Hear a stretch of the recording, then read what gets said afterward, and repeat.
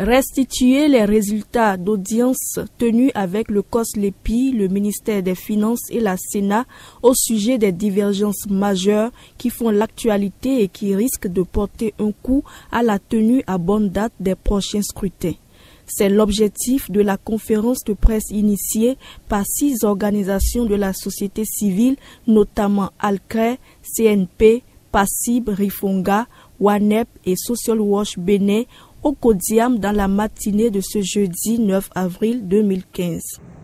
Des divergences sur les besoins financiers restant à couvrir qui sont estimés par COSLEPI à 3 241 286 344 francs CFA, y compris des soldes de contrats avec des opérateurs technologiques et des indemnités de mars à mai, dont seulement 611 580 000 francs CFA pour la distribution des cartes sont reconnus par le ministère des Finances qui qualifie la différence de doublons.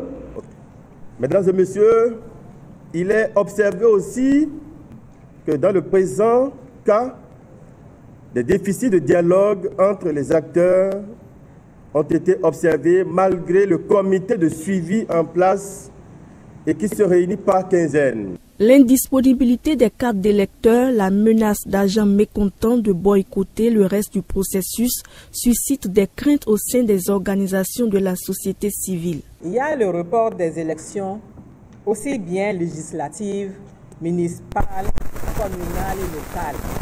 Du fait que, à la date du 8 avril 2015, seulement 3 millions environ de cartes d'électeurs sont en cours de plastification et la livraison du matériel pour plastifier les 1 500 000 cartes restants reste bloqué.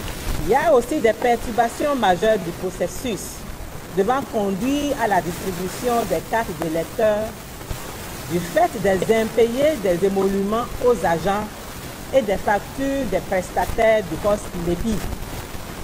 En effet, les agents mécontents grognent avec un fort risque de boycott du reste du processus.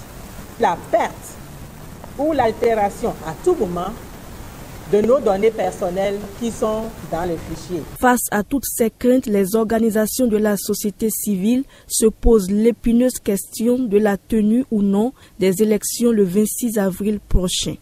Selon nous, membres de la société civile, nous disons que les élections auront lieu, mais à une seule condition, à condition que le gouvernement essaie de comprendre COSLEPI et de mettre l'argent à leur disposition.